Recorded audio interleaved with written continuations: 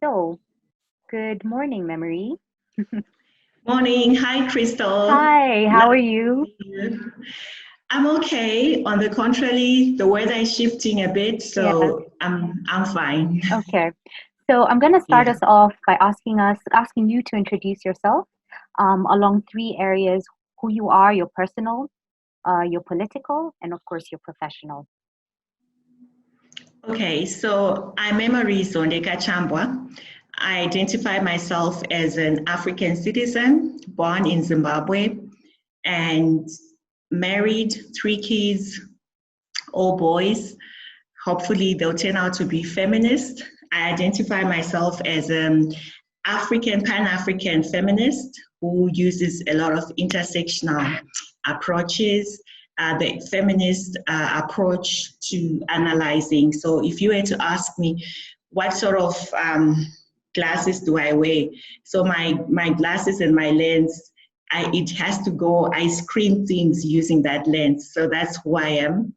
And then I'm really privileged to be working with women and girls who are my passion, and also to be leading one of Africa's oldest, as well as one of Africa's largest network of women's rights activists, feminists, amazing network that I'm leading as the executive director of FEMNET, the African Women's Development and Communications Network.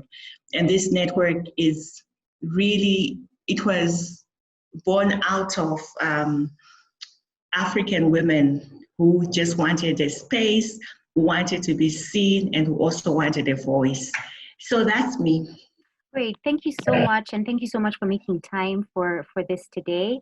We're going to be talking about the whole Beijing process and where we are and FEMNET's role, as well as, the role of African women in the whole process. I was very young when I just remember stories of women going to Beijing, and it was almost sort of like these Beijing women, and they would all have head wraps, and there was like something about empowerment, but I was too young to really understand what was going on. The conversation has sort of come back recently, and I just wanted to give you a space to take us through a history of Beijing, what it is, why is it important, and why is it so important for the women of Africa? Mm-hmm. So the Beijing Declaration and Platform for Action, this is a United Nations binding declaration, which was born in 1995. So I usually ask people, how old are you? No, and I know people are not comfortable with that, but like what you say, you just remember, I'm sure you were very young when you heard about Beijing, but the fact that you were young and you heard that something was happening, for me, it's like, yes, Beijing really made an impact. So really how it started is that the Beijing conference was a World Women's Conference. It was the fourth conference, and it was happening in China, in Beijing. So what usually happens with these global conferences, they rotate in terms of this year or after 4 years. They were happening every 4 years. So the first conference was in Montreal in Canada. The second one was in South America. The third one was actually coming to Africa. So that's when actually FEMNET became active, because what happened is with the third World Women's Conference coming to Africa, it was going to be Nairobi. And what happened is that African women realized that, wow, these conferences have been happening, but they have not been really engaged in part of these processes. So a group of women got together because it was being hosted here in Nairobi and in Africa. It meant that we needed women's rights organizations to work with the government ministers. And by then, we did have a lot of women in government. And this meant that working with foreign affairs and the different ministry departments, which actually organize these big conferences. It's a UN global conference. So women came together and said, you know what, we need to have an organization that can network and bring all the women together and come up with an African common position, but also ensure that women are speaking, women are also aware of these processes that are happening, and they're able to take what is discussed in these big global meetings to their national context and to their context. So that's how FEMNET was founded, and it was founded here in Kenya, but also registered initially in Tanzania, and then it came back to have its secretariat here. So FEMNET has been in existence for 32 years, and this was just 2 years after the Nairobi World Women's Conference. And something significant happened 35 years ago here in Nairobi when the Third World Women's Conference happened. The outcome of it was a document which is called Nairobi Forward Looking. So it was such a powerful document, you know, with specific recommendations. This is what we want. We want to see more women in decision-making positions. We want to see, you know, the girl child recognized. So what meant is that from the Nairobi forward-looking declaration, we gave birth to Beijing. So 4 years later, there was going to be the Fourth World Women's Conference, and this was now happening in Beijing. So when it came to Beijing, that's when it was so apparent, women were motivated. They now knew, okay, there's a UN World Conference. This is what it means. It means that there are people who negotiate positions. Those positions and the declaration, whatever comes out of that, what they have agreed on, that is what the governments who are signed on to UN are supposed to implement and adopt. So when African women were thinking of Beijing, they knew this is a space where they can come together and make demands that they want their governments who are signatory to the UN to implement. So they were so clear, and they galvanized, they mobilized. You know, when it came to Beijing, the participation was, I don't like using the word grassroots, but it was from community level.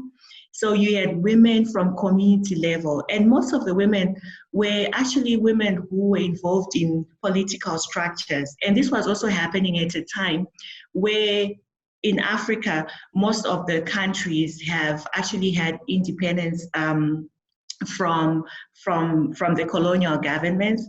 So women were actually coming up, and a lot of women had managed to get educated, tertiary education. So they also realized that they had a right to be in those political spaces. So they were fired up. When I say fired up, what I remember about Beijing is women who came back from Beijing were all being labeled. You know, they were labeled, all these Beijing women, they are governed. Exactly. And what was really interesting though was, because there was a lot around the shifting of gender roles. And one narrative, which was, you know what patriarchy does, it starts stereotyping and, you know, gives a certain narrative to things. And they'll say, oh, the Beijing women, they want men to wash nappies, to do all these roles. And it was like, how can we have women who want men to do such things? You know, these women are just not supposed to exist. You know, they are being radical, and it wasn't being influenced by the West, like what most people think. But these were the women themselves, and it was at all levels across. So there was quite a lot actually that happened with the Beijing conference. From Africa, one of the things that African women really pushed for was issues around economic rights, like ending poverty. That was really on the agenda. Issues of the girl child. Actually coining the term girl child actually came from the African movement. And they were saying, we need to recognize that the girl child, you know, we need to have specific provisions for her education and for everything that the girl child represents. So out of the Beijing, in the declaration, there are 12 critical areas of action.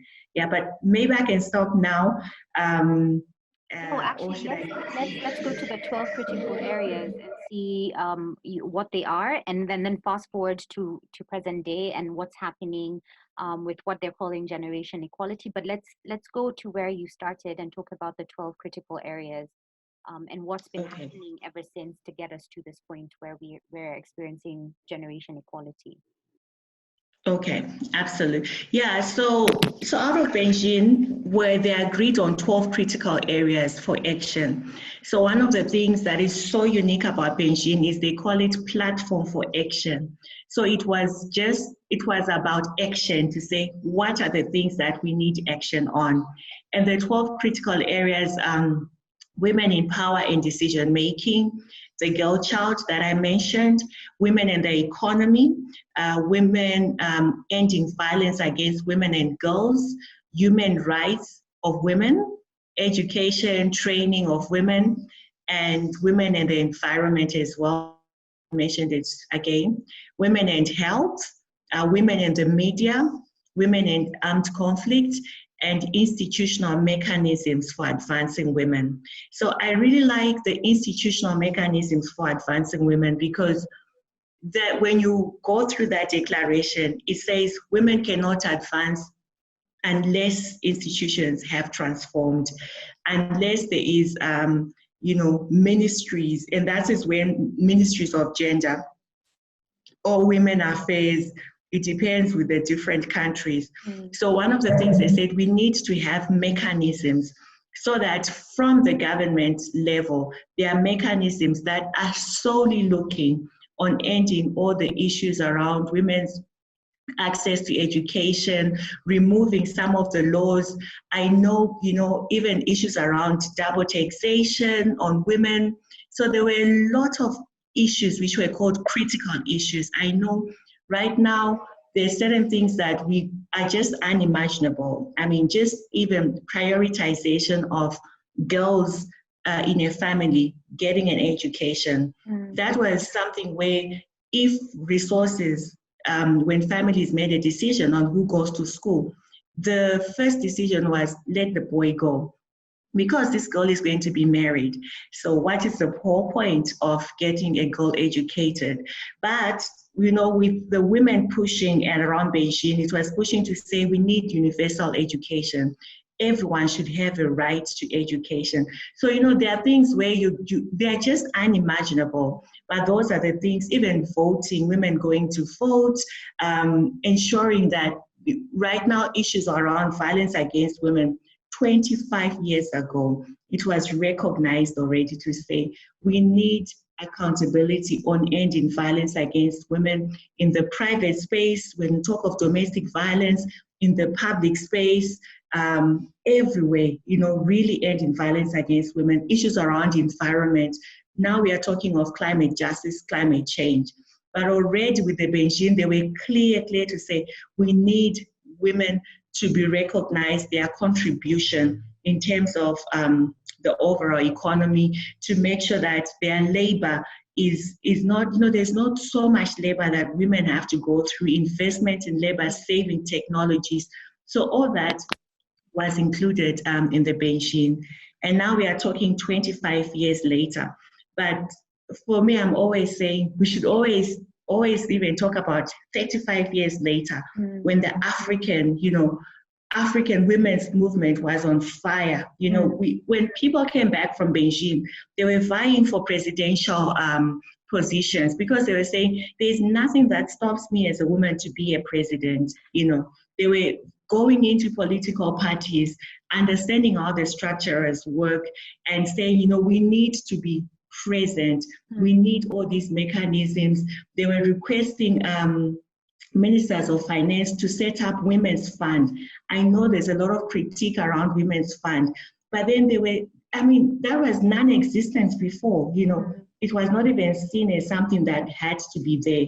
So when women came back from Beijing, they were not taking any nonsense at all. They were saying, this is our moment, we have to push. And the beauty about it is there was a lot of collaboration in terms of the agenda was, nothing was dividing this movement. It was like these are the basic things that we need to really shift.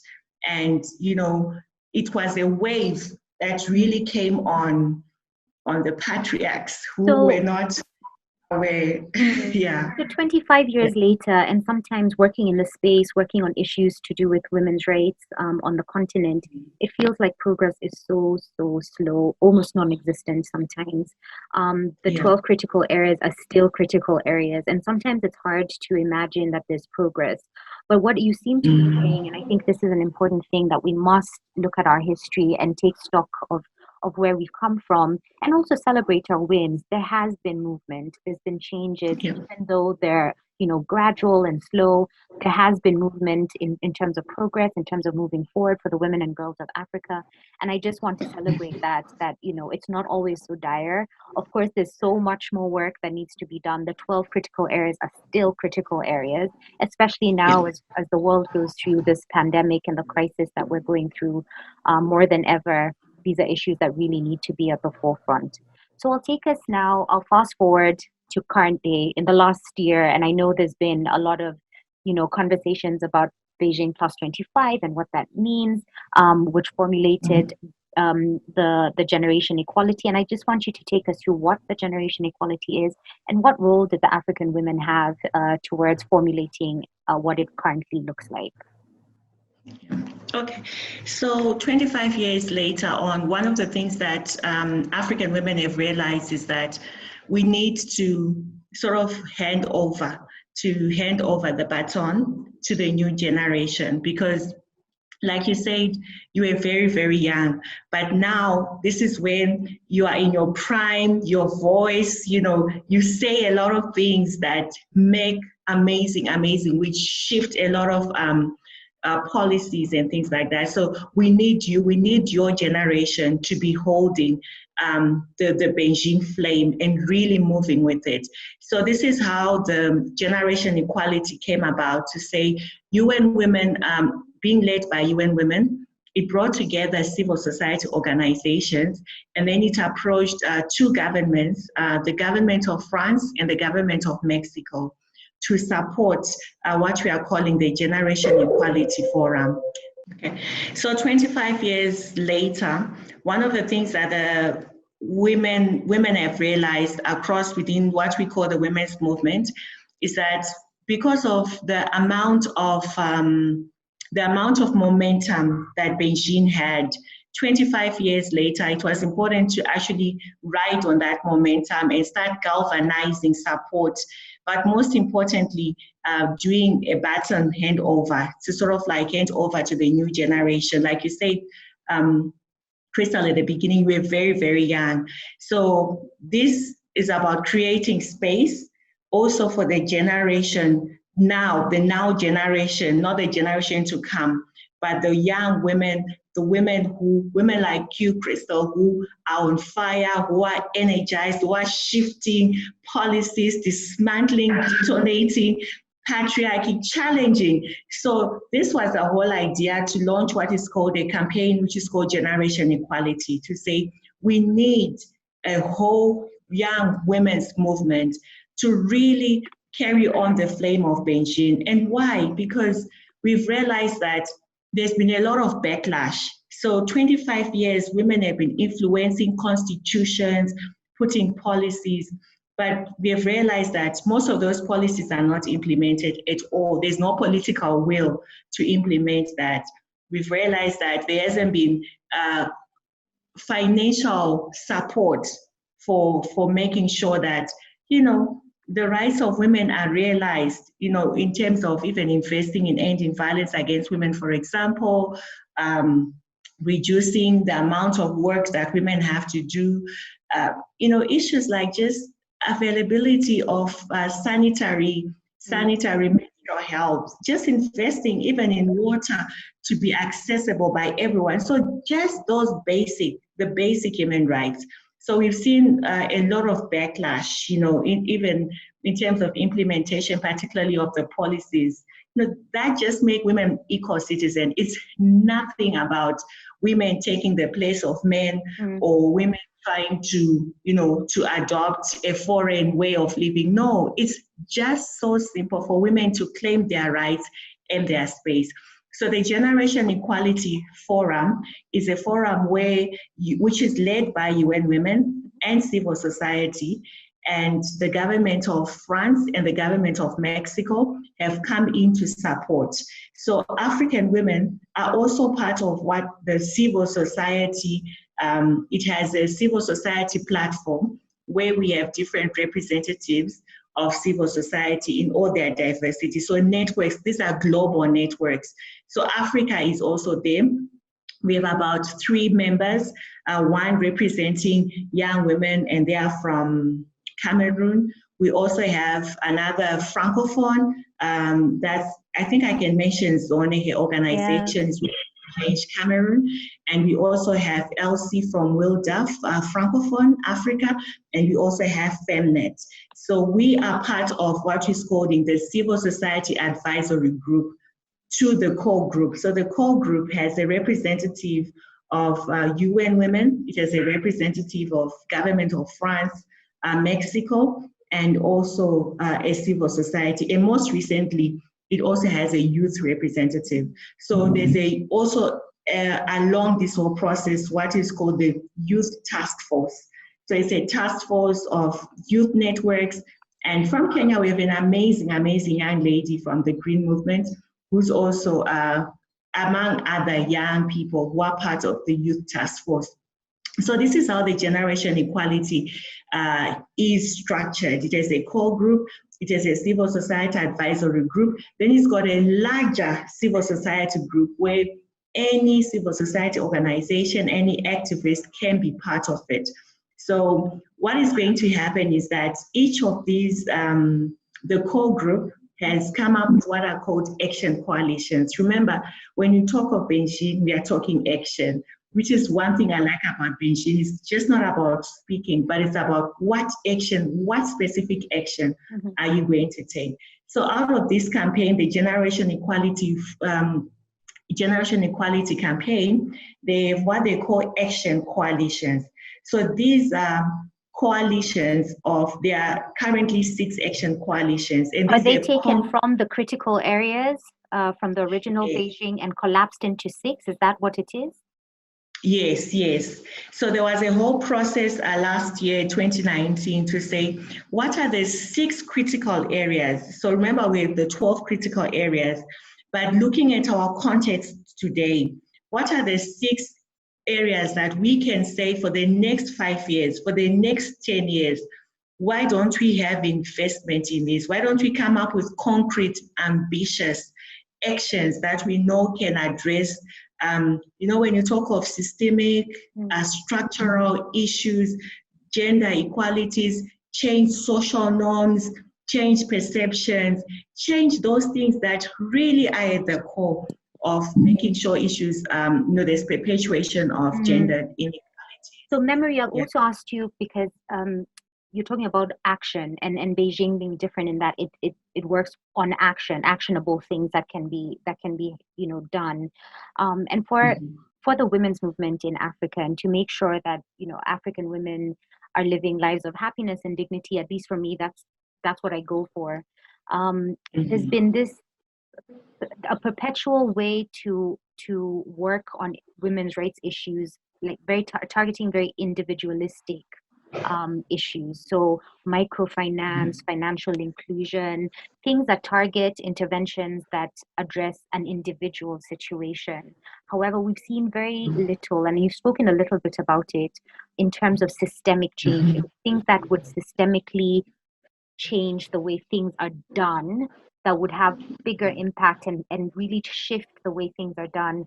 And this comes through policy, through legislation. It's very easy to work on individual initiatives, 52 projects, beadwork projects, and things like that. It's a lot harder to look at systemic issues within our policy making. And how does Beijing fit into that? And how is FEMNET being in those spaces of influence, ensuring that we're not going back into this handout sort of intervention type of development? Yeah, so Yeah, thanks, Crystal. I think what you say is very, very critical to say. I think there's that shift from always framing women as vulnerable. You know, in some cases, women are even framed in the same light as children, who are powerless, who have no rights and things like that. And you find some of the solutions and some of the interventions are just targeted on micro, you know, when it comes to women's economic empowerment. The whole narrative is there that women need to have micro enterprises, women need to have micro businesses, get microfinance. It even goes on to say micro of micro. So our Basharas, our Mama Bogas, that is, yes, we find a lot of women are still at that level, but the framing around just viewing women as being, you know, in that state, and also not understanding that there is what we call an intersectional lens, that we are not homogeneous at all. So women, because of different histories, because of location, because of age, they are affected differently. So one of the things that what the Beijing Declaration actually did was to be able to already see that, you know, you cannot program, or you should not just address issues for women in the same light. You know, saying, yes, when you talk of women's empowerment, this is their portion. Women in decision making, you know, they have to fight. They have to be, you know, there's this whole notion of saying, why should women have affirmative action or quotas? Actually, quotas and affirmative action came out of Beijing. And it's a process. It's just like, I come from a background where we had, you know, it's been 40 years since independence, so sometimes you see some of the backlash of colonialism. But soon after independence, what happened is there was a whole affirmative action of getting Black people to be able to go into parliament in all those areas. So affirmative action didn't just start with getting women into positions, into universities, and things like that, but it's addressing a system that has been adjusted. But we know, yeah, it's not going to be easy, because when you're shifting power does not get shifted just like that. It fights back. It protects its position like that. So what it meant is, those are the mechanisms that the Beijing Platform from Action had to say, in these mechanisms, we have a quota system, we have affirmative action. And it's not saying that women are not qualified at all. In fact, they are. But because there are barriers, there are gatekeepers, there are people who will say, we don't want women no matter what, because they have been protecting these positions and these institutions, and really making sure that women have no equal chance. So it's that understanding of saying, you know, we are all not starting at an equal footing. So we have to create, and we have to understand that for a rural woman, where there's probably no enough road infrastructure, there's probably not much investment in terms even for them to access health. So we need to start shifting. So what you're saying, where you're saying, you know, the framing has to be everything that happens, even from a macro level and level, is going to affect right every level for women to thrive and for women.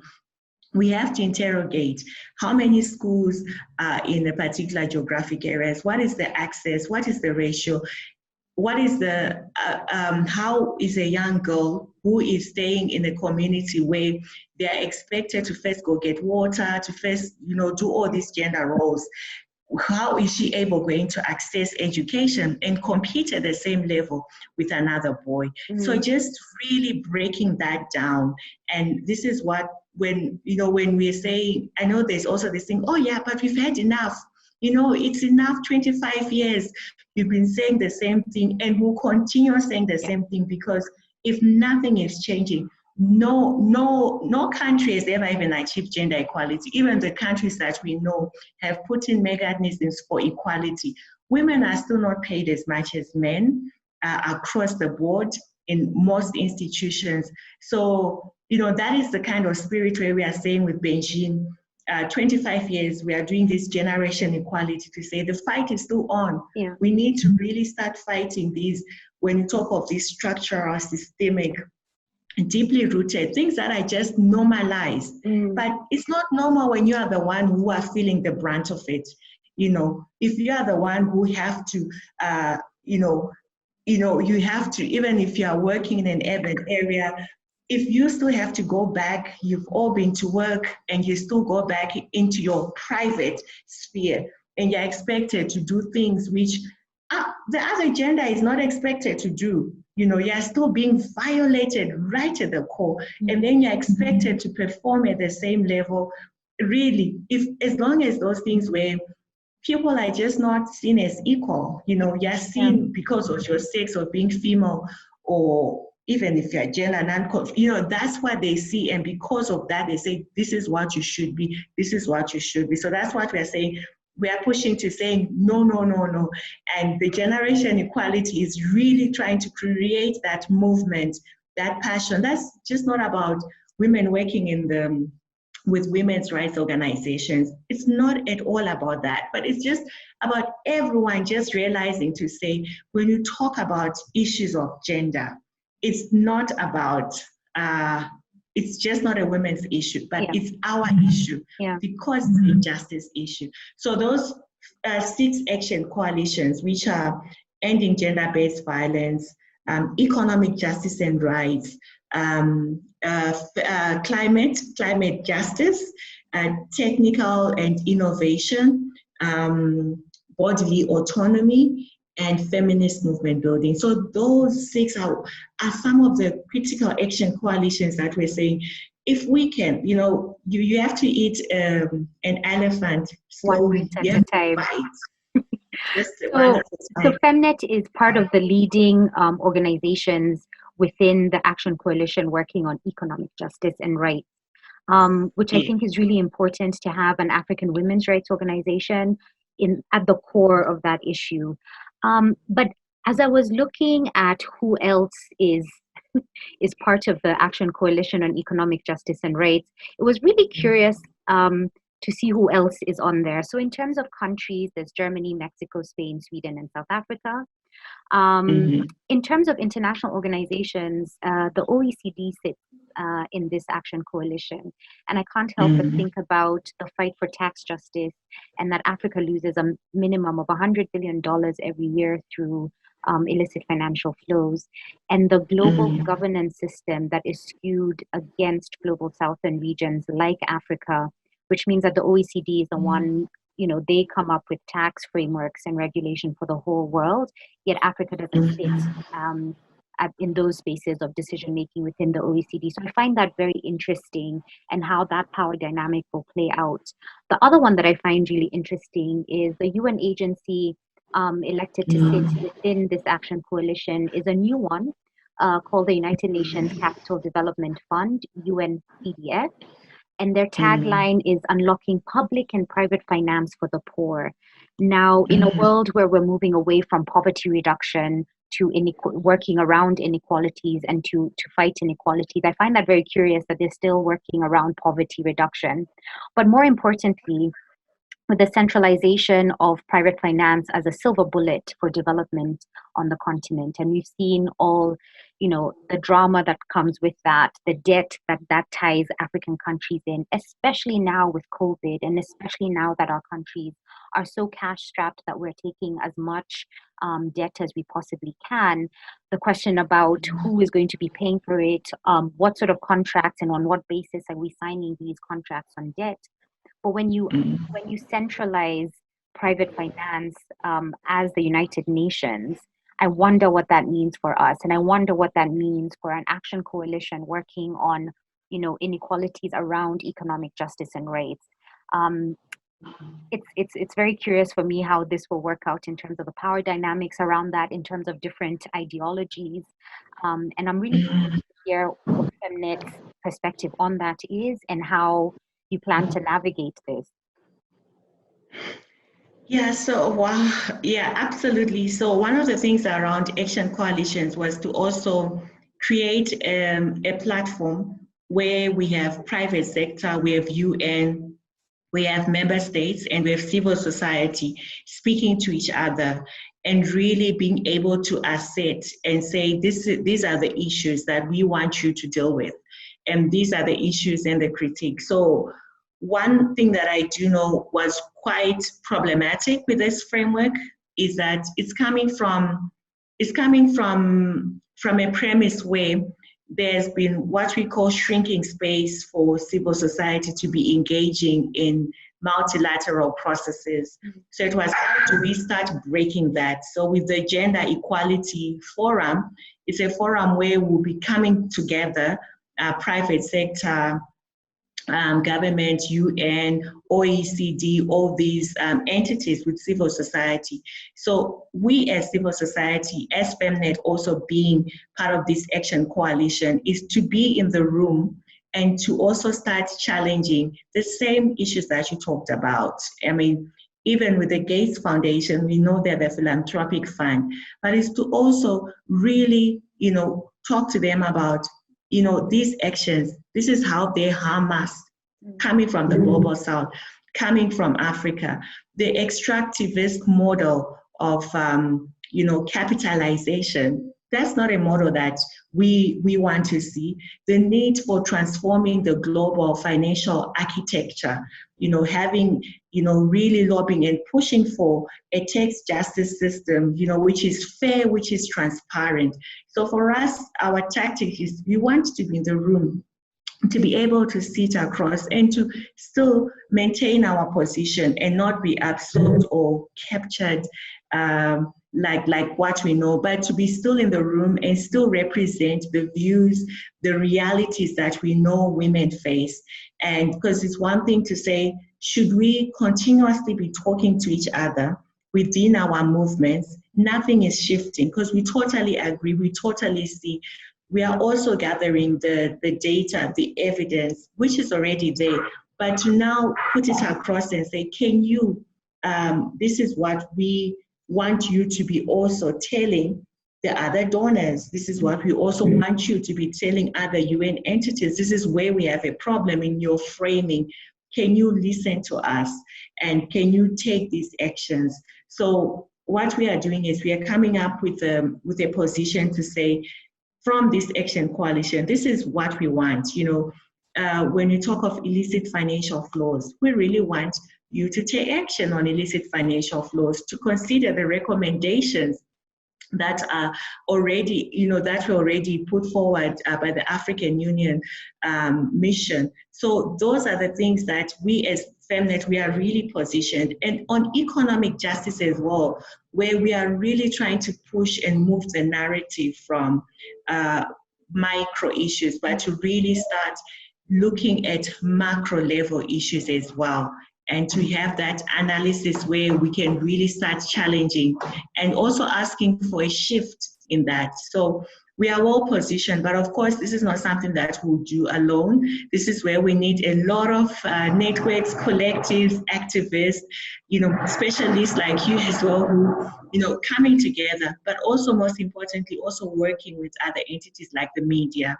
Okay. Because we know the power that the media has in terms of driving perceptions and narratives, but also unpacking, really unpacking, really simplifying and saying, this is what is happening, this is what we need to stop, and this is what we need to speak out.